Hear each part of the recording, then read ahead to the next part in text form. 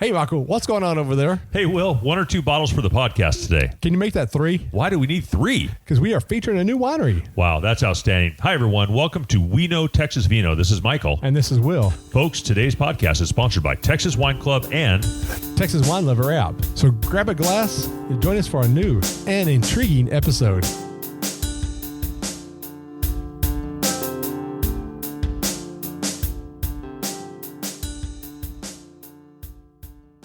Hey, it's cool being surrounded by barrels, isn't it? It is. I know, we're right in the middle of it here. Yeah, and Jen right here is... Jen has she's sitting there smiling with a big old grin on her For me, face. this is like heaven. If you're in the middle of a cool winery and you're surrounded by barrels full, I'm assuming, of wine. 100 barrels. And you're sitting, I'm literally seconds away from touching one. In fact, hold on for a minute. Hey, don't touch it. I just touched this kid. Awesome. I think the security guard came in. Yes, security. Well, welcome everybody. This is Will. This is Michael. This is Jen. And welcome back to We Know Texas Vino. And we are here in Sunset, Texas. Sunset, Texas, Northwest Wise County. Is that correct? That's correct. That is amazing. So, yeah, welcome back to our podcast. We're happy to connect again. We've had so much fun in the first 17 podcasts. And we're excited to be here for podcast episode number 18, Woo-hoo. which is awesome. I know we're so pumped about that. We're going to have some education today. And we're, again, Sunset, Texas. This is one of my first times in Sunset. I know we're really close to, I wrote down some notes here. We're north of Fort Worth and southeast of Wichita Falls. Is that correct? Yes, that's correct. We're about 60 miles from downtown Fort Worth. Now, okay, there you go. Not too far away. So we're here with James today. And 89 from downtown Dallas. oh, look at the perfect numbers there. Yes, I love it. If you mean to point to, He said he studies forgot that geology, part. but also geography, apparently. Yes, so, I am. yes, well, cool. We're hanging out here with James. James, thanks for letting us come into your great establishment today. Thanks for having So, Jen, tell us where we're at now. We are at OG Cellars. Awesome. And go ahead. go ahead. I was going to say OG Cellars. And so, Jen, you've had some experience up here at OG, right? You know James. I know James, but this is actually my very first time out here, and I was really excited. And so we were driving out here. Also, off-roading in a Honda is a lot of fun. Wait a minute. You said off reading. I know. Texting and driving is illegal. We don't do that. One thing I know about people, I know this about people, and that is if they bring security with them, they're super important. So Jen brought security. Who's your security guard here with this us? is my husband. I brought my husband here. Newlyweds. Newlyweds, 2 months. Oh, that's so cool. Congratulations to both of you. Congrats. Very, very cool. Well, awesome. Well, real quick, Will, I mean, how do people reach out to us? So you can find us on Facebook at We Know Texas Vino, and coming soon as We Know TexasVino.wine and .com. Yeah, that's all Jen. That's and then Jen, Jen, can you tell us where they can find us on podcasts? We have Spotify. We have Apple. We have the Google, correct? Yes. Yeah. The Google machine. The Googles. We have Amazon yet? Yeah, we have Amazon. Yeah. So all the places. All the major if you platforms. have ears, we have places for you to listen. That's right. awesome. Yeah, That's we're right. excited about the growth and everything going well. And so James is over here. He's busy. If you can hear it on the table, he is opening wines. We've already had a couple sips. It's been amazing, hasn't it? It's been so tasty. It's been great. So James, what have we had so far? As you're pouring and opening, what have we had so far? So far, we've had 2 Tempranillos from Nara Vineyards. Okay. The first one was our Winemaker Select, which is the free run, less tannic wine. Okay. Very silky smooth, easy drinking. And then the second one was the full-bodied version, the same exact vintage, same fermentations. Just that one was the pressed cut, so it has all the tannin structure, and they're very delicious. And now we're fixing to start our third Tempranillo. This one is another High Plains from Crooked Post Vineyards, which is out by New Home. So it's just east of Brownfield, between Brownfield and Tahoka. And this one has also won a gold medal in the last year. So also, one of my questions is gold. He's already been talking about gold medals. We're in a good place right now. Yeah, we are. We're in a happy place. I like Tempranillos. Awesome. I've got at least 7 on my menu right now. Oh, that's beautiful. There you go. All different flavors of these. All different vintages awesome. and everything. Well, very good. Even a sweet version of a Tempranillo called Temptress. Wow. Sounds sexy.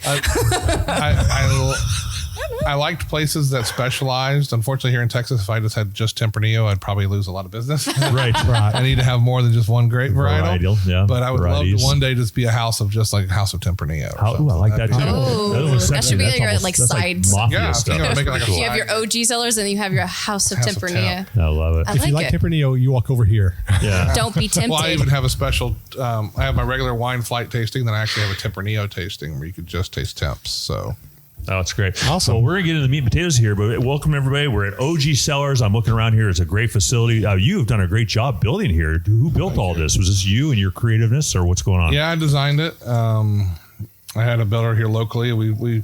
It's, as most wineries, it's kind of a piecemeal through space and as you keep growing. And so I started the original building over here was 2,400 square foot, and I built it, moved all my stuff into it because I started out making wines out at Texas Custom, like a lot of wineries do. And immediately once I got this built, moved all my stuff in, I said, "Oh crap, I need a bigger boat." And so within 3 months later, I was calling my builder back and said, "Clear your schedule. I got to do it again." Wow. And so then we built this room, the barrel room. It's another 3,000 square foot. Okay. And now I'm looking at building another 4,000 or 5,000 square foot building to the south of here. Wow.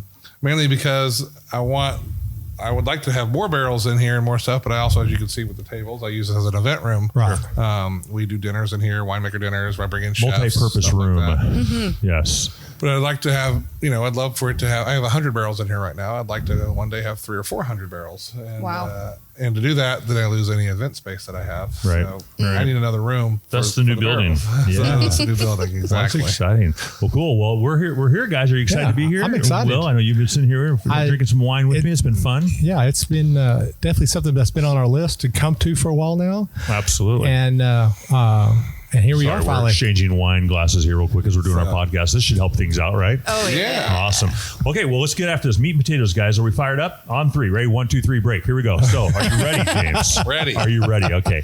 So, how did you find this place, brother? I mean, you and your wife's name's Sammy, Sammi. Yes. How did you all find this, and what was the inspiration? Well, this is my family's ranch. We bought this place back. We have 320 acres here, so we bought it back in 2005. Okay. And I got into wines during Restaurant Week in Dallas. What's that? So in Dallas, coming up here this summer, they do Restaurant Week. I'm surprised you don't know about this. Yeah. Yet. It's fan-freaking-tastic. We'll talk about that later. So almost every restaurant, all the high-end restaurants in town will do a price fixed menu. It's usually like $30. So you go to Albernays for 30 instead of 300. Right. And so you're gonna get a 3 ounce piece of steak, but $30 It's little tapas at all the places that you don't have a chance to normally go to. and so it's it's our week, and so like every night, me and my friends, we'd have guys' night, we'd have your girlfriends or wives' night or whatever, and we'd go to all these different restaurants that you may usually only go to once or twice a year during Restaurant Week. That was like something we looked forward to. Okay. And I'd been drinking wine for a while, but I wasn't really like into wine. My drink of choice was either Crown or tequila, and smooth tequila. It's not Jose Cuervo. Now I know why you like Tempranillo so much. a little more Herradura side. But anyway, so one night we're sitting at the Mercury, which, if you're not familiar with the Mercury, it's the Micasina family. Mm-hmm. They have a very high-end steakhouse called the Mercury. It's over off of Forest and Preston, I think, somewhere over there in Preston Hollow. And they have an exquisite wine list. Oh my God, you could go over there and drop $2,000 easily on a small group of people on their wine list. So us peasants need to go to these more restaurant week. So I went during Restaurant Week. Yes. Exactly. I went during Restaurant Week. And I don't know what I ate that night, but I can tell you what wine I drank. That's beautiful. That was back in 2005, I think. And I was drinking an 03 Pinot from the Russian River Valley, called Emeritus Vineyards, and I was just enamored with it. I couldn't tell you what I ate. I could tell you that one of my buddies had a waiter spill something on him, but other than that, all I remember was the wine. All I remember was the wine from that night. So that was an aha evening for you. That was my epiphany moment. That was when I was like, "Holy cow! I want to drink this. I want to know this. I want to be friends with it." Have his babies. Yes, exactly. I mean, Hello to the babies. but it was literally the point where I got online and I went home and looked it up, and this is barely past AOL days, so it took a while. And so, I mean, the next thing you know, I'm over at Goody. It was before Total Wine, so I'm over at Goody Goody, and I'm just sitting there going, "Do you have this?" They're like, "No, never heard of this." And I was like, "Well, do you have anything like it?" "Well, we haven't heard of that." And I was like, "Well, what else do you have that's from the Russian River Valley of California. Yeah. And started falling in love with Pinots like that and Pinot wines. And then from there, it just snowballed. Isn't it crazy with wine, you guys, just how amazingly addictive it is? I mean, it's so good because it's a social event as well. Yeah. Unlike tequila, mentioned by our friend James, or something like that, where it's a little bit more obnoxious and sometimes a little crazy. The wine is all, well, generally, Jen agrees. Generally, wine, though, is such a beautiful, it's a contagious thing. It's such a wonderful social I was activity. a parrot head long before I was a wino. So I know what I'm talking about. Yes, indeed. And that's the one thing I love about wine. And we've said this many times before. Wine you make more friends with than you do with tequila and rum, like that, because you don't make friends with tequila and rum and stuff. Wine is the best drunk. Wine people are happy people. Wine creates endorphins in people that makes everybody fun. I mean, somebody might have fallen over out of the table and they're getting up laughing. And I've never seen somebody wear a lampshade drinking wine. I mean, I've never been in a wine fight. Exactly. I've never been in a wine fight. Seriously. I mean, how many times have growing up, being in your 20s in Dallas, there was a lot of nights that ended up like that. Yeah. It was all right. Yeah, you see beer like thrown at people. You see shots. You don't see wine thrown at You're people. not brawls, No. like all out full force brawls in wine tasting rooms. Now I feel like someone's going to comment like, you haven't been hanging out with me yet. No, hang on. There might have been some cat fights I've seen online, but never guys fighting. Right. Exactly. Well, it's funny because I looked at your website Guys and are actually classy when they took a have picture wine. of one of your towels on your website, and this is so perfect. It's drink wine, pet dog, repeat. Right? It's such a perfect like symbolism, right, of wine drinkers and stuff. So wine drinkers make people happy, and who doesn't want to be around happy people? I agree, That's true. 100%. Very true. Yeah. So you're here now, and so you were family's land, and you built this great facility. So tell us everything you have here. What is the infrastructure, and what are you doing with it? Are you doing private parties? Are you doing tours? What are you doing with this great property? I do tours. I mean, mostly people want to schedule them. It's with me because I'm the one that pontificates the most. We didn't notice that. I know, right? Sammy, my wife, Sammy goes. Sammy goes. Someone wants to do a podcast with you. Have they spoken to you before at length? Well, it's pretty cute because I told Will, I said this could be like a 7-hour podcast. The man has a lot of knowledge and he's funny and he's fun, so it's like, let's go for it, right? You get me wine and talking. Let's do it. Yahoo, buddy. I won't bring up politics if you don't bring up religion, and we'll keep it clean. We're in good company because there's some days that I can't shut up. Working with Michael here, he'll look at me and he'll just give me that look like, shut up. Well, it's not a look. It's just more of like, let the other person have a chance, right? They're here too. Right. But I do tastings and tours. Good. We do parties out here. People rent out for private parties. I do rehearsal dinners. I don't do weddings. Okay. I've thought about putting in a wedding venue. Maybe down the line. I haven't gotten there yet. Brides are scary. I get it. Don't worry. I Brides understand. are scary. Ask Jen. She knows firsthand. Bridezillas and mothers of bridezillas. Which one's worse? There's a question for you. Mom. Because the mom will Mom. come across as a total B, whereas the wife's like, it's my day. And you're like, it is your day. Yeah, for our I listeners- agreed to give you this day here, so I kind of have to. I'm on Right. the foot. Right. The mother, I'm like, wait, did you write the check? Okay. Right. Yeah, you got to do that. Yes. Awesome. So a great facility, lots going on is what you're saying. Didn't you just say you had a band last night, but you had some storm issues? We had a concert last night that got cut short. About halfway through their set, this big storm that rolled through North Texas last night came in, and the weatherman gave us a 50-50 chance, and I said, I'm a gambler. Let's roll that. I'll take that coin flip. And I lost. Good thing you didn't put no money on it. I did put some money. Well, actually, you did put some money on it. But we actually did well. Our guests had a great time while we were waiting for the rain. This room here got filled, all the covered areas, and everybody kind of hung out and just finished their bottles and whatnot. And, There you go. That would explain the table and the tent and the chair at the front entrance. Table, that tent got destroyed. The wind took it off, and it bent up the frame pretty good, which. Ooh. It was just my nice logo tent that I had all my stuff on it, so I'll have to. Just your nice logo tent. That's like my festival tent. Yeah. And stuff, so it was, You're like, oh no tent, can't go festivals. no, I'm like, oh boy, I get to buy another tent. There you go. And Upgraded. my wife's Upgraded like, tent. really? You can't just buy a new frame? It's like That's just too easy. What's the acreage out here? 320 acres. Wow. You got So lots of space. that's the whole ranch. My wife and I, when we decided to do this, we bought 20 of it off the family. And so we have 20 acres right here. That's part of OG. Okay. And then I've got a 3-acre vineyard right now. Technically, it's only 2. 1 acre died. I thought I could outsmart Mother Nature. When I first got into this, my wife's favorite wine, one of my favorites, but my wife's favorite is Syrah. So I'm no dummy. I'm going to plant Syrah. Right. But first I went and I met with Andrew Timmons, I met with the Binghams, I met with all these guys out in the High Plains, and I wanted them to plant Syrah for me, and they all said no. Yeah, it's hard to grow out there. It's got a lot of canopy management. Yeah. And that takes a lot more labor, and they'd rather you grow something. They'd rather spend their time on something else. I'm a businessman. I get it. So I thought, all right.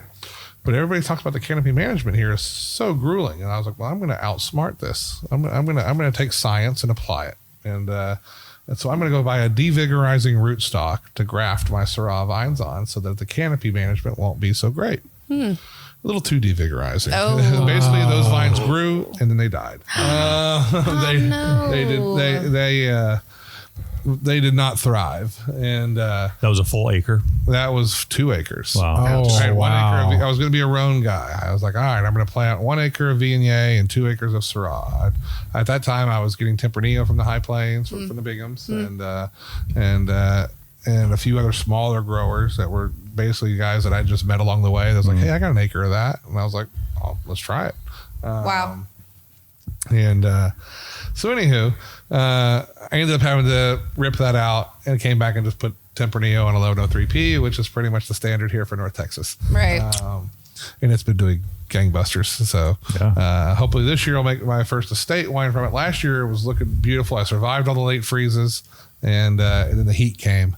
And it just stayed. It didn't matter how much I was like, I couldn't water the roots anymore because my ground is a sandy loam with a clay bottom. And so once that clay gets saturated, it'll just start holding water, pushing water up, and that'll drown your root structure out. Right. So I couldn't add any more water, but my leaves were just burning up from the heat. And then once the leaves were gone, your canopy was gone. You had the grapes just went Literally just shriveled. Yeah, raisins. You had raisins. I didn't have that. They shriveled away to nothing. Craisins. Craisins. Yes. So this year, I survived this year's late freezes. I went up north by some of my buddies up in the St. Joe area and stuff. They got hit hard, and I did not. Wow. So I got lucky on that part, and so now everything's looking good. Fingers crossed. North Texas farming, boys. Well, did you learn a valuable lesson about Mother Nature? Yes. What is the lesson you've learned? Don't F with her. She'll show you who's boss. Yeah. We have several common threads in these podcasts. Several common threads, but one of them isn't it, guys? Is that you don't. That's the one thing. That's the one common denominator. You have no control over that. So why even try to fight it? Sometimes. Sometimes you have to lose. One thing that's really sad for us here in North Texas. In the last few years, we lost 2 incredible resources, which nobody wrote their stuff down. So at La Buena Vida in Springtown was Dr. Bobby Smith. Yep. And Dr. Bobby had been planting vines here in North Texas since the 70s. Wow. Yeah. So it doesn't matter how many textbooks I can read about vines in West Virginia or vines in California, or even what the guys are doing right now, concentrating on the hill country. That's a different weather pattern than what we have. Exactly. I mean, totally And different. soil and everything. Exactly. And Dr. Bobby he was the foremost guy. Like you were an idiot if you didn't go talk to Dr. Bobby before you talked about what you wanted to do here. And so I was not a white wine drinker. I was only a red wine drinker. And I remember one time being up in California, and I was a Pinot snob back in the day. And so this one winery had a Pinot Blanc. And it's a white wine Pinot. It's like a bastardized clone. That's how it was presented to me. I don't know if that's a technical term, but I don't think so. We'll just say clone. Bastard's a French term. I don't even know it's not. But Break out the anywho, beep button. It's a clean show. No, it's all right. that's a good lettering word. I think it's great. I love it. I think it's great. Regardless, so I fell in love with Pinot Blanc, and so I immediately, when I got home, I went and talked to Dr. Bobby about it. And I said, Dr. Bobby, I know you have Pinot Blanc in your vineyard. I read it somewhere, and he goes, yes. And there was a beep button because I was going to quote him. Well, go ahead. You should definitely quote him. And his exact words were, he goes, it's the most fickle bitch of a grape I've ever planted. I cannot recommend you run away from it fast enough. Wow. And so I was devastated. I was heartbroken. And he goes, I might get a harvest 1 out of every 10 years on it here. He goes, I do not recommend that grape from North Texas. Okay. But that's the kind of information that you could glean from the man. He had it all. He had planted all these different stuff, and he'd planted them here. I mean, right over here in Springtown, less than 45 minutes from me. So what happens over here is pretty similar to what's going to happen there. Yeah. And the other man was Les Constable over here in at Brushy Creek. He passed away 4 years ago, and he'd also been growing since early 90s. Okay. And he was championing Tanat before Bob Young had even moved here from Georgia. Yeah. Wow. And Les put a little bit of Tanat in every red wine that he made. That was his secret. There you go. His ingredient. He was like, The secret ingredient. Yes. Just That's definitely the secret ingredient right there. And so he, in between those two guys, I was like, man, I really wish somebody would just gone over and done this. Just taken on a microphone and just said, let's just talk. Let's talk about every vine you've ever planted, everything, and then somebody could transcribe it. I mean, nowadays you could probably just say, hey Siri, transcribe this. Right. And we could all have that information because it's gone. Sad. And now it's nowhere to be found unless you recreate it. And so I'm talking 50 years for Dr. Bobby. Right. Wow. 50 years of grape growing. Yep. That's now gone. And no one had the insight to do that. Isn't that amazing? I mean, Jen, you come from the big wine world. I mean, to be able to capture that and to historically to be able to capture that is so important for the young winemakers in the community. And it's kind of sad. I have one of my degrees is in history. And I just think, if you don't document it, it's going to go bye-bye. Yep. Yeah. Right now I'm reading about some of the native languages up in Alaska. There's no one who speaks them anymore, and they didn't document them. So there's no way to preserve those at all. Same thing here with wine history and winemaking. So yeah, that's unfortunate. Also, if you'll ever go back up to RK again, do one of these with Howard. Grace's dad. Howard is a freaking smart guy. Howard's a genius. And it was funny because when we did our episode with him, he was sitting not even on mic, and we could and I turned it up just enough to pick him up, and we picked him up through the episode, and he is yes, we were definitely going to have to go back up there and talk to Howard, not Grayson, but Howard. I didn't say nothing. Jen, I'm good. Jen, you have something you want to say about that? No. She's not saying nothing. No, she's not saying a word. We have inside jokes on this private podcast. I will hit mute on her real quick. I got you. Hit mute. Very good. Well, you've done a great job here, and thank you for all the information. I imagine have you thought about being that person in the future? I mean, you obviously have a vast amount of knowledge. Are you writing things down? Are you documenting? When is your book coming out? I need to be of things what not to do. Yeah, things what not to do. If you want to get into this and not recreate the wheel several times over, okay, read this book. Right. Well, you talked about chemistry for dummies earlier, right? How about making wine for dummies? Do something where you just the things you don't do, and maybe there's some things you do well, because you obviously do things well. Your wine is really good. I mean, I'm going to say you're probably a little bit hard-headed a little bit, aren't you? Because I mean, some of the stories you've already been telling us offline, you seem to look a little bit a hard-headed person. Hard-headedness, borderline anal retention. You have to have a little bit of stubbornness to be in this industry. Control free. This is also an intervention. You didn't know that, did you? Oh, yeah, that's an intervention. Intervention to stop. Oh, my goodness. Well, I'm the only one that has it. Y'all are already ready. Well, yeah, we're ready. Well, so your website talks about award-winning wines. And can you just give us a quick little synopsis, a quick little overview? What are some of the things you've done recently that are just really, you're super proud to showcase? I mean, these Tempranillos are amazing. Thank you for those.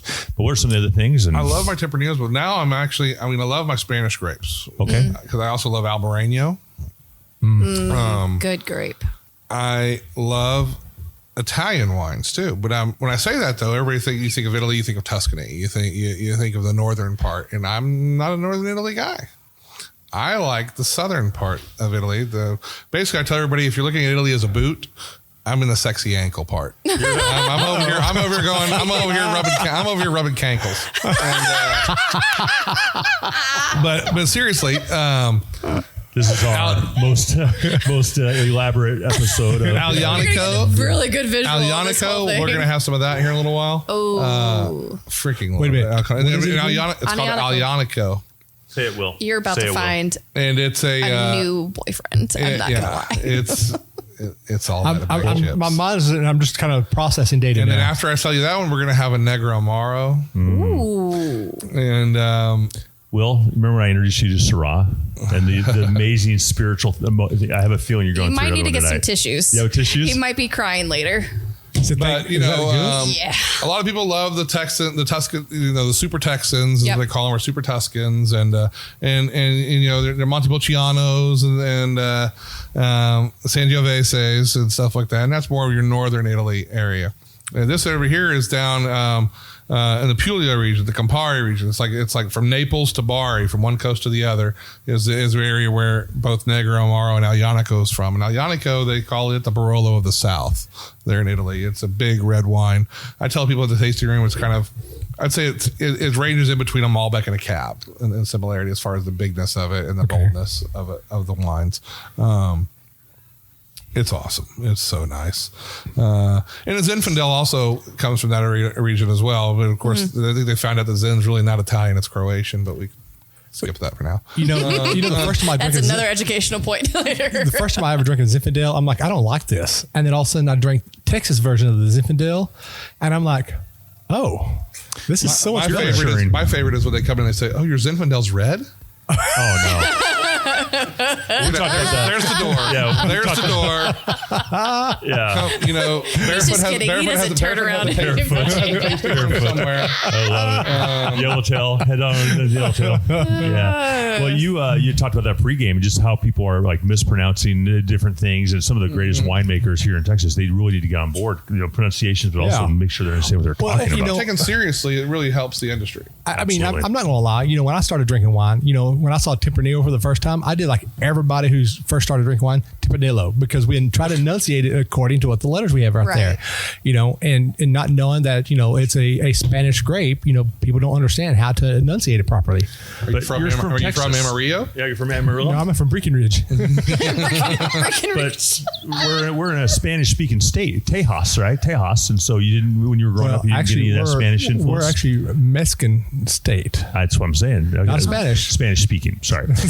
Technically, there were Six Flags that flies over the state of Texas. That's right. We're also part French. Six Flags. And part British. But would you say there's a huge Spanish-speaking influence? Yeah. I mean, everything in Texas. A little bit. Tempranillo. A little bit. Amarillo.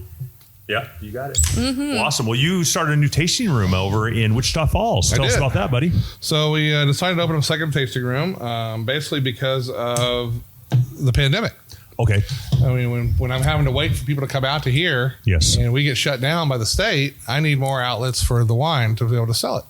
And I didn't want to go the distribution route because I'm only a 2,000 case a year winery. So I was like, I'm not large enough to really go through distribution for what they want to do. And self-distribution is a time-consuming endeavor. Yes. That's the PC word. Pain. And so I was like, well, I need another location that's a little more easier to get to. I mean, not that I'm just out in the country here. I'm a destination. Being in the city, I was like, I want an urban one. And I kind of took a page out of Bob Landon's book. Nice. I was like, I'll try one downtown. Well, he has a book. If you know him, everybody wants to be Bob. They all want to be Bob. No comments. But, because Bob had gone the distribution route, and he decided better, his margins and he found his business was better doing more locations. Right. And he's very smart about where he places them. Yep. So I was like, okay, well, downtown Wichita Falls, actually, I'm from Wichita Falls. I live in Wichita Falls currently. And I was like, well, let's put one down here because it's going to be much easier for us to get to. Right. Rather than if I was to put one over in Grapevine or Fort Worth. And plus, I don't think I make enough wine to go down there right now. Right. I'd have to lose my event center like I was talking about and fill this thing full of a lot more barrels to handle that kind of capacity. But that's a good thing, but a bad thing at the same time. If you're not ready for it. Yeah, if you're not ready for it. And I've got a 9-year-old and a 5-year-old that want to see daddy. Otherwise, I'd be on the road all the time. Well, you need to make them work too. Yeah. It's not wait till they're 16. If it's your kids. Yeah. You got drivers after 16. I got a ways to go. 9 and 5. So they'll be how's that going over there in Wichita? It sounds like it's going great so far. It's going really well. It's Wichita Falls, Wichita Falls, I love my hometown, is a beer town traditionally. We had places there that didn't exist anywhere else in Texas, as far as I knew. You could get beer to go, drive up beer. There's a few places in the Metroplex that have it, but not many. Keller's Drive-In does it, where they'll bring you beer out to your car. It's like a Sonic that serves you beer in the car hop. Yep. If you haven't done it yet. So much to learn about Texas. So much to learn about Texas. I'm the rookie on the table here. And if you haven't been to a Fill and Chill or What's the other one called? I know exactly what you're talking about. The drive-through daiquiri barns. We have a few of those here too. Yeah, those all came from like Louisiana. Oh, they did. Yeah, they're completely legal and they're here in Texas. And, yeah, it was it was all about being like Gary P9 and taking the road trip. Thanks for COVID. But anywho, back to wine. So yeah, we're at the Holt Hotel. It's a 100-year-old building. It was an original hotel there in downtown Wichita Falls, and they renovated it about 20 years ago and made it into luxury apartments. And we're on the ground floor. We have about a little 2,000 square foot space there, and so nice. We do that one's different. So this one here, I designed as Texas Ranch. I got the limestone rock out front and all that Austin chalk rock or whatever, and it's very ranchy out here because it's on my ranch. So we have a town version, so I patterned it. I'll be honest, I ripped it off of a bar in Barcelona called Gatsby's. I wanted that 1920s, that speakeasy look, that Art Deco, and I was just playing around on the internet and I found it on this bar and I was like, I want this. And so I went and told my builder that we were remodeling. I said, build my bar to look like this bar. Oh, that's really cool. And so we have jazz more there and we do tapas there. Whereas out here we do the pizzas and stuff like that. Oh, that's cool. And so we do have some Texas country singers that play over there, but most of the time it's more jazz. Okay. Influence stuff. That's the vibe. That's the vibe over there. That's the vibe we want you to go over there. And I want you to think of that place like kind of like French Laundry. Okay. Without Gavin Newsom. So poor Will, you just blew Will's mind. You can Google I'll explain it later over a glass of wine. You said French Laundry, and I'm thinking about, is their laundry different than ours? No. Oh boy. Will, it's okay. James, it's okay. I mean, there's shall I tell them real quick, or should we just go on? Go ahead. We'll talk go ahead. afterwards. It'd be a good point to let our listeners know, because some people don't. So I don't French know. Laundry is a famous wine central restaurant in Napa. Okay. The table is yours for the night. You make a reservation a year or two in advance. Very cheap, very inexpensive. For two people to go, you can you're probably gonna, if you get out of there for $600, that was cheap. It's probably gonna be more over $1,000. That's generally $1,000 to go there. But the table is yours for the night. They don't turn them over. And you hang out, and it's more like the way they do it in Europe, where that is your evening. What are y'all doing tonight? We're going to break bread. We're going to have some wine. We're going to have some laughs. We're going to tell stories. We're not Americanized, where we're going to go to dinner, and then we're going to go to the club, and then we're going to go to the after club, or we're going to do, we're going to go places. Multiple. We're going to one place. We're going to have our core group of friends that you're going with, and that is your evening.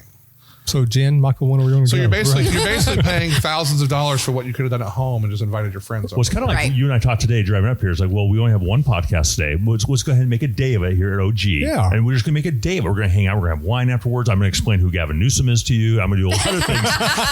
and then if you're not careful, he's your next president. Yeah. And so instead, we're going to spend maybe $100 today.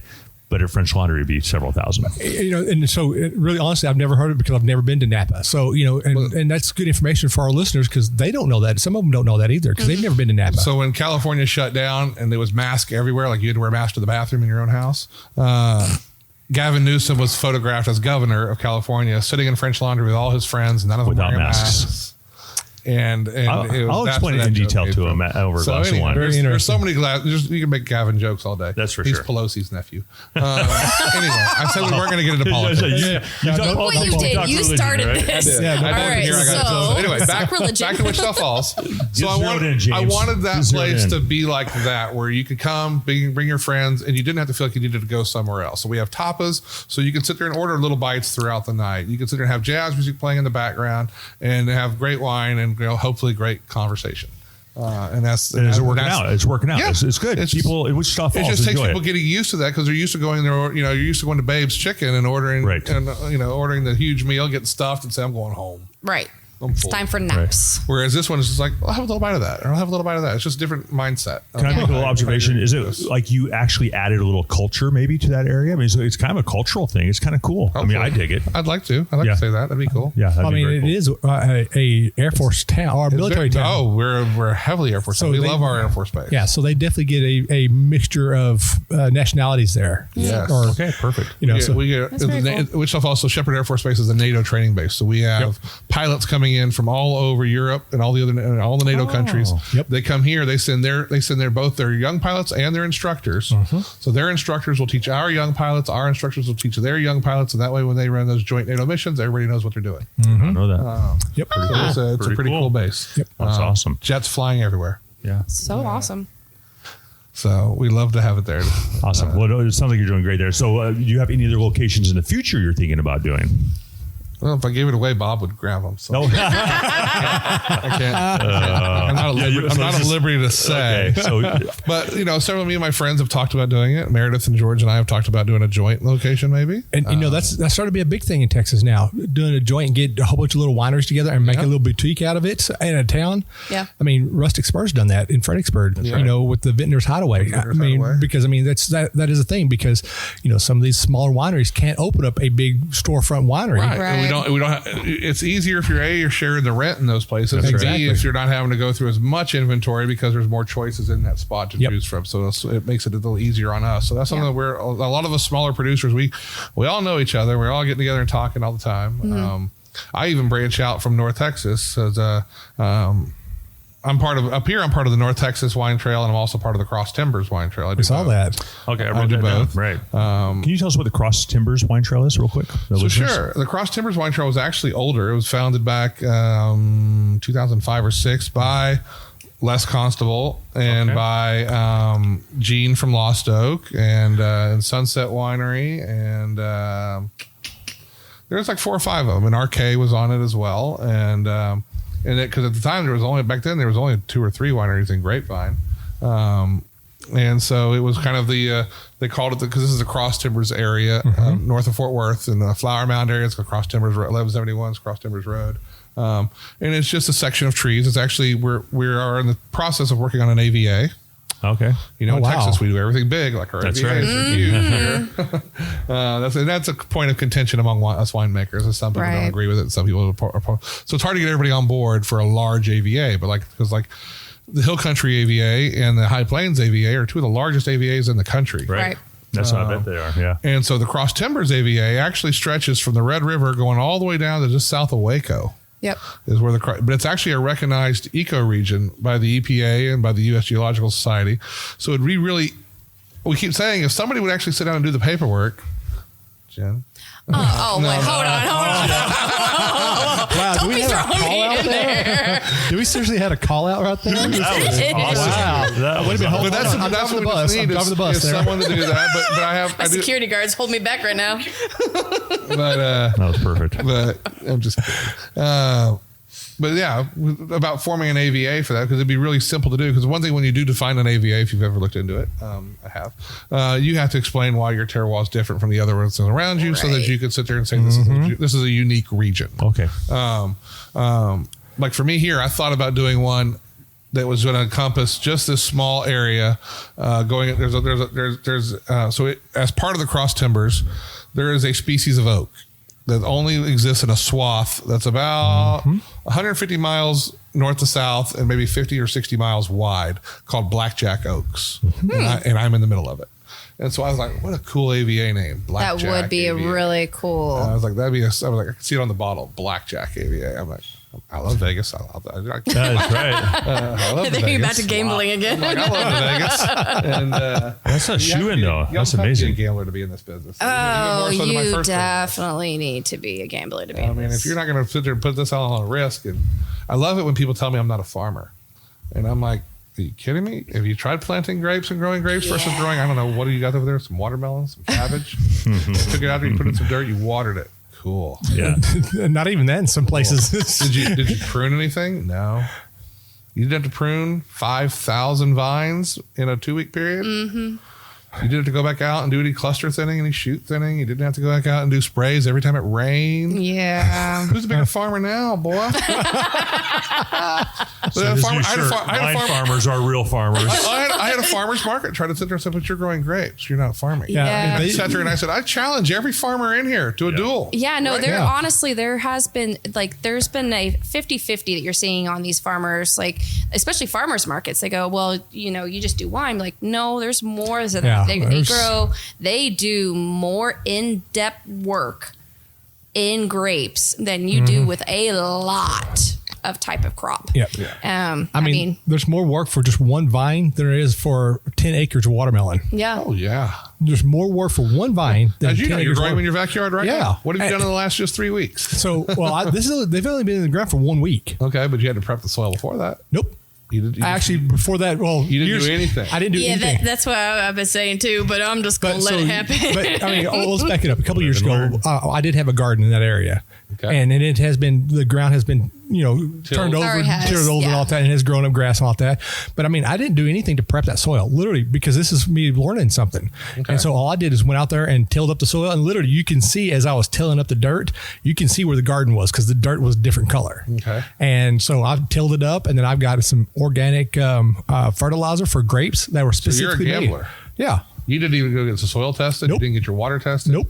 You are so far behind the 8 ball. He's just shaking it. just He's like, think about hoping, what you've am I done. going to do Yeah, this you're right? shaking your magic 8 ball. Is this going to work out? And actually, the little thing come up says not in a chance. So. Okay, but that's the thing Thanks that we for have to go trying. through Yeah. over here is you're looking at things. I mean, you're looking at what's your magnesium content, what's your potassium content, Yep. what's all these different things that can affect how well your vines will grow on your plot of land. But what's your water like? What's the salinity? Did your water well people like up here in North Texas where I'm at, north of Fort Worth? I could drill a Trinity water well, or I could have gone shallower and had a Biloxi water well. The Biloxi water well is a lot saltier. Yep. Versus the Trinity is a lot cleaner. And of course, I'm in the Trinity.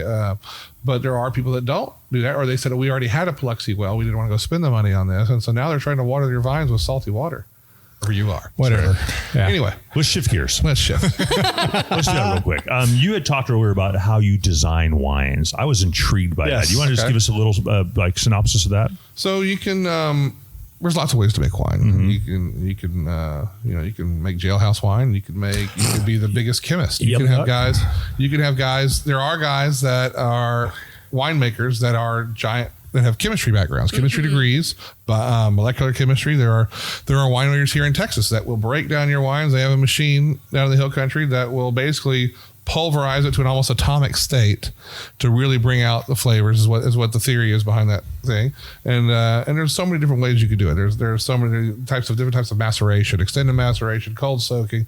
You can do ion exchanges on things to help bring out flavors and eradicate off flavors. There's lots of ways to design wine. Right. But so I am a minimalist. I'm a wine minimalist on that, is what I like to say. And so I start by picking out, all right, I decided I want to make this wine. So like, or Tempranillo or Zinfandel or whatever else. And when I got into this, what I started looking up everything I could. Thank God we live in the internet age. I don't know how I would have done this 30 years ago. Probably wouldn't have. Couldn't have. Because I couldn't have done it the way I wanted unless I would have gone and spent a year in Rioja interning at wineries, stuff like that, figuring out what makes them tick. That's how my brain works.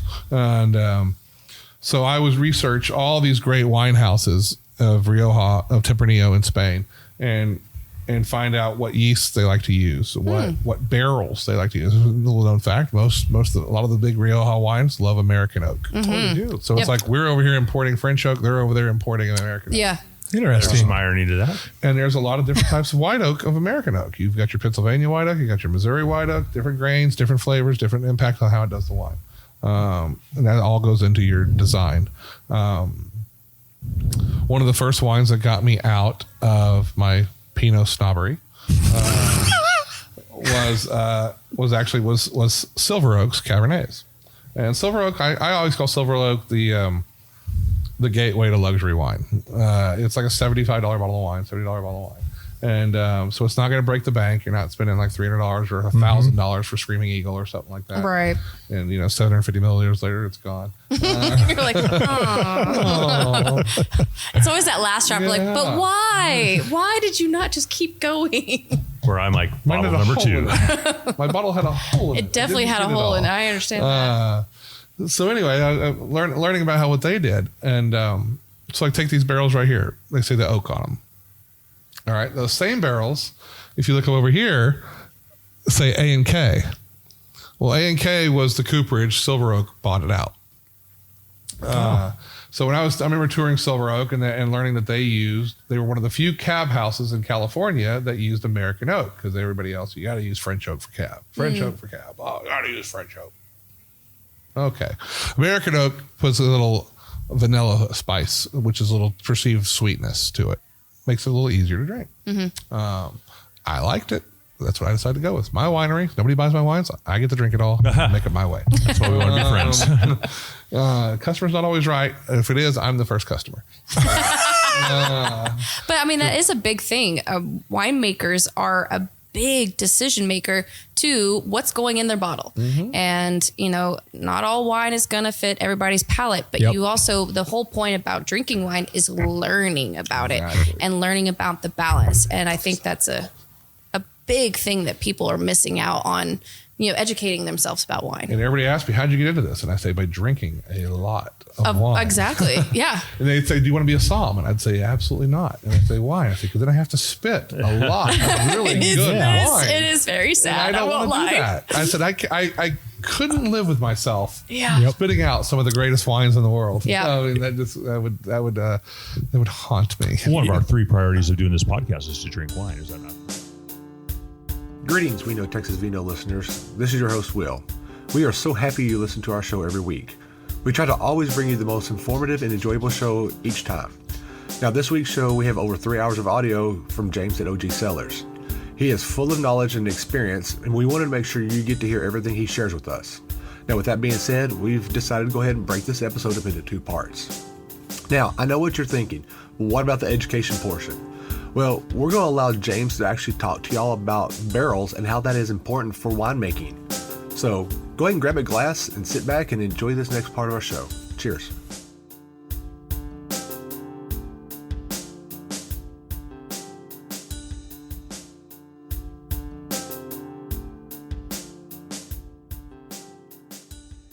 All right, so I have to ask a dumb question. I said we were looking at your barrels.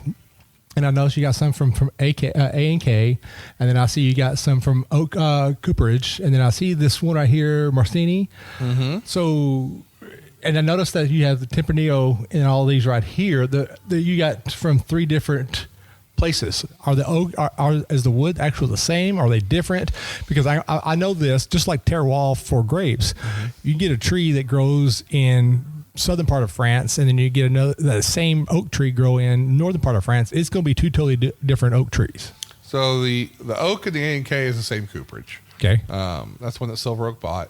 So when I first got into this, when I made my first vintage in 2014 of grapes that I'd found, and I called Silver Oak. And I said, I am a brand new winemaker in Texas. I am as green as they get, but I love your wines. And so I remember when I took your tour that you used American oak barrels. Can I get the name of your cooper? I'd like to order some barrels. And they laughed at me. And it was a hearty laugh, too. No. And so I was like, well, you don't know what I do for a living. I'll know. It'll take me an hour to find out on the internet. Right. And I'll know who you get your coopers, who your cooperage is. And he goes, good luck. And I said, okay. An hour later, I knew who their cooperage was. I scoured the internet and found an internet article or newspaper article. And it said local cooperage scores Napa Valley contract, and it was about the A&K cooperage scoring the Silver Oak wines. I was like, there, beat you. Gotcha. And so I called up A&K. I'm all feeling good about myself. I'm like, this is great. Blah blah blah. I found out who they were, sucker. And so I call them up, and I said, I need to order some of your barrels. And they said, they laughed at me, and they're like, there's a wait list for our barrels, son. And I said, I just need 5 or 6. They go, 5 or 6 truckloads? I said, no, 5 or 6 barrels. And they go, well, we can do that for you. Nice. We'll get you in 5 or 6 barrels. Awesome. Great. That winter, as a lot of us winemakers do, and other people that are just interested in the industry, I don't know if y'all have it or not, but there's a daily email you can get from the Wine Business Journal. They send out basically it's a compiling of everything they hit the wire in the day before, and they also have like classifieds where you can get jobs, you can find real estate for sale, wineries for sale, equipment for sale, grapes for sale. If you want to buy bulk wines or shiners, that's on there too. If that's what floats your boat. No malice there. And anyway, it's a very informative email tool you get every day, and And so anyway, I find out that they have the fire. So I see this article that says Silver Oak buys 50% interest in this cooperage, and so they bought out A, and the K was like a father and his son-in-law. And so I call them and they say, well, one of them sold out. They didn't get into particulars of which one. And I said, okay, what does that mean for me? And they go, oh, well, you're grandfathered because you're an existing customer. Oh. Thanks. I need 8 barrels for next year. Nice. And I said, I need 8 more barrels for next year. That's awesome. And so they're like, great. Next year comes along, get my barrels, fantastic. The following winter, Silver Oak buys the remaining 50%. And so then I call them back and I'm like, so what does this mean for me? They're like, well, now you got to call Silver Oak. So I'm like, great. I call Silver Oak. Pretty sure it's the same dude. Answers the phone. Same voice. It's one of those voices you just don't forget. Yeah. When you have conversations that just kind of yes, exactly. Like they dig at you. They get in your craw and they just dig at you. And so I was like, I'm a customer this time. I'm like, I'm an existing customer of A&K, and I understand you've bought out the other 50%, and I just want to know what that means for little guys like me. Mm-hmm. Well, since you're small, and as long as you stay small, we'll continue to supply you with barrels. But if you get big, we're going to probably tell you to go somewhere else. Huh. And so I've continued to be a customer of the Oak Cooperage now. And they would tell me all the time, it'd be funny, because they said, we only have one other customer in Texas at the time. And now they sell it. Since Silver Oak bought it, they've opened it all up. But when A&K had it, it was only me and Bending Branch that were buying their barrels. Oh, wow. Because it'd be funny, because they'd be like, hey, can y'all split a truck? And I was like, sure, we're right down the road from each other. I was like, that'd be so easy. You know, I mean, the truck stops here, and then 7 hours later, he stops in Bending Branch. Yeah, it's so close. I was like, you realize that? I was like, you're in Missouri. You are closer to me than I am to them. Yeah. And wow. They're like, oh, so you don't want to share a truck? And I was like, you're from California. Let me use smaller words. Smaller words. Just kidding. Words. I love my California friends. Of course. We don't want to lose those listeners, do we? And, no. Don't even get started on that. But that's how big a deal it was in designing my wines, that oak means to me. And so you asked me about some of these other barrels. I had a great resource. I got to find a new one now. There was a company in Napa called Barrel Builders. It's barrelbuilders.com. Great resource for any Texas winemakers want to look at it. They sell all the stuff you need to fix your own barrels. Oh. They will basically teach you. You're not going to be a master cooper. You're going to be a very minor cooper, but you're going to be a cooper nonetheless. And they will teach. They sell the spires. They sell the sheeting, anything that you need. So whenever you look around, you see some of these barrels, and you see like these little pegs and stuff like that in there. That's because it came loose. And if it comes loose, it's going to leak. If it's going to leak, you're in trouble. Yep, right. You're in trouble. So this is how you can fix your own barrels. Because my thing, and I learned that from the beginning. I made myself learn it because I started out doing a whole 100% barrel fermentations on all my reds. And now I'm lucky if I get a small enough vintage, if I get somebody that only has like a ton or two and I take it, I'll still barrel ferment those. That's what a lot of those are my fermenting barrels up there. Oh, nice. But I had to be able to pop the top off. And then, I'm not rich, so I had to be able to put that top back on and make sure it wasn't going to leak. Right. Yeah. Okay. And so I had to learn how to cooper. And so one thing that they had there, though, was they actually had a master cooper on staff. His name was Jan. And Jan, it was a great resource, especially if you lived in California, a little more expensive for us. But once a barrel's gone neutral, which is usually after 4 seasons or so, we say a barrel's gone neutral. Right. Answers one of my questions. I did not know that. How many years can you get out of a barrel? Usually like 4. And then it's gone neutral, which it's still great because it gives the wine the roundness. Whereas like you can send, if you have a wine that's been in a stainless steel tank the whole time, it might have more sharpness to it, more metallic type taste. Barrels don't do that. I'm a barrel guy. You go in the other room, I've got like 5 or 6 tanks. I got hundreds of barrels. I love barrels, and my fingers always show it because they're always split. Oh no! Always working with barrels, cleaning barrels out, everything else. Yeah. Anywho, so what you're saying now is you don't have fingerprints. Yeah, pretty much. So these ones like this one here you're looking at, that was just a neutral barrel that I'd acquired, and sometimes because I'll usually put a barrel and whenever I get my new vintage in, like say this fall, 2023 harvest. Like say if I'm buying 5 tons of Tempranillo, I will put once it's pressed off, I'll put a third of it in brand new barrels. I'll put a third of it in barrels that are 2 years old, and then I'll put another third of it in neutral barrels. Yeah. And as I rack and return, it'll all get mixed together and split back up like that. But that way, all of them get a little bit of the new oak, a little bit of the seasoned oak, and a little bit of the neutral one. So I'm not going to over oak a wine. Right. And that's my point of doing that. Not have oak bombs. Yes, I don't. The only way to get rid of an oak bomb is to let it mellow or blend it with something that's not an oak bomb. Right. Interesting. So it depends on how, and usually, and the whole point of oaking wines is really, besides adding a little oak flavor, is to mellow the tannin structure. Right. So if you have a highly tannic wine, those are something you want to age a longer time because it breaks that down over time. If it's something that's not a highly tannic wine and you put it in I aged this for 5 years. Why? It didn't need it. Right. Interesting. Yeah. It just didn't need it. But now these barrels here, those ones that say Marchieve, which I have a bunch of them around here, which those are $1,000 French oak barrels. But I got them used from me and some of the other wineries up here. We would split them when this guy was still working at Barrel Builders. We'd find them for sale from a well-known winery in Napa or something like that. Like I wasn't going on Recoup and buying them or something like that because I don't know what's all been in it. I'm kind of anal. I want to know what's been in my barrel. And I want to know who did it. I want to know what their practices are. Right. I want to know, did they just wash it out and say, I dropped a Camden tablet in it. Here you go. Right. Is there going to be bacteria still left in there? Right. Does it have knots on the inside of it? Oh, yeah, that's have bacteria. That's hard. You have to have a certain tool to look at that. Very interesting. But that's things I look for when I'm buying a used barrel. I don't just go buy used barrels. I'm very particular about that. I wanted to know. Well, anyway, we bought them. I sent them to Jan, and for $250 a barrel, he would take them completely apart and shave about a quarter to 3/8 of an inch off the inside.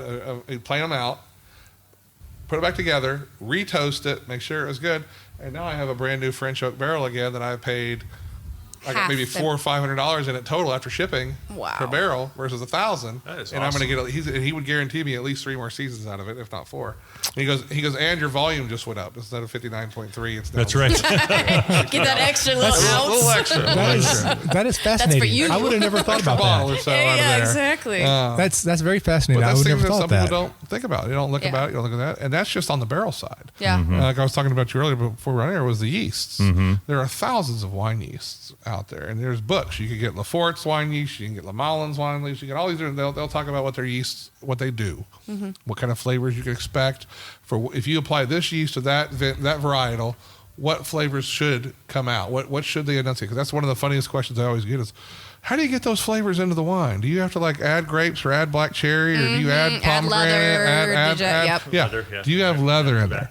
Yeah, tobacco in there. That's a big one. Tobacco is a big one. I always love it when people are like, I get wet pavement. I'm like, We've heard that one. I've heard that before. We've heard gravel. I've seen it Gravel, for wet gravel, and I'm just yeah. like, how often are you licking, if not smelling? I mean, exactly. I don't want to get into your bedroom practices. You have a leather fetish? Fine. Keep it there.